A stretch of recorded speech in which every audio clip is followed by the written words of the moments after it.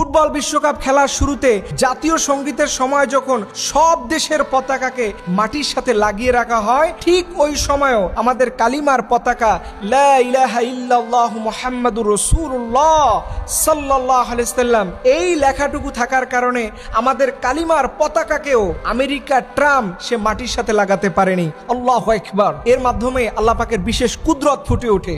আল্লাহ এটাই বুঝাইতে চান, পৃথিবীর সব পতাকা মাটির সাথে লেগে থাকতে পারে, কিন্তু কালিমার পতাকা, যেই পতাকার মধ্যে আল্লাহর নাম রয়েছে, রাসূল সাল্লাল্লাহু আলাইহি ওয়াসাল্লামের নাম রয়েছে, সেই পতাকা কখনো মাটির সাথে লাগতে পারে না।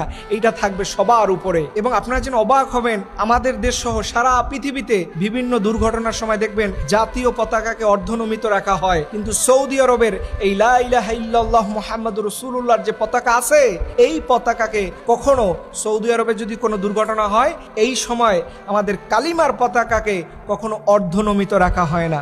এর মাধ্যমে প্রমাণিত হয় আল্লাহ হচ্ছেন বড়।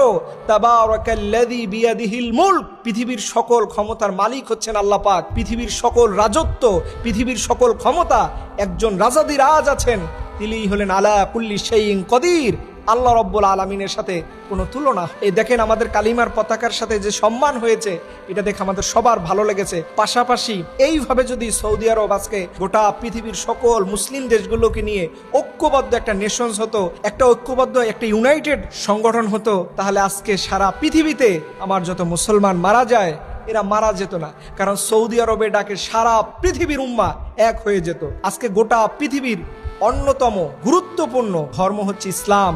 ইসলামের কোটি কোটি জনগণ রয়েছে, কোটি কোটি তৌহিদির মানুষ রয়েছে, যারা এই কালিমার জন্য এক বাক্যে জীবন দিতে হাসি মুখে রাজি হয়ে যায়। আল্লাহু আকবার। কিন্তু আজকে কালিমার পতাকা আমাদের শুধু অন্তরেই আছে, আমাদের মুখে আছে, কিন্তু বাস্তবিক অর্থে জালিমদের সামনে এই কালিমার পতাকা কোনো কাজে আসতেছে না। আল্লাহ রব্বুল আলামিন যেন এই কালিমার যে মূল হক রয়েছে, এটা গোটা পৃথিবীর সকল উম্মাকে বোঝার তৌফিক দান করে। সকল আমিন।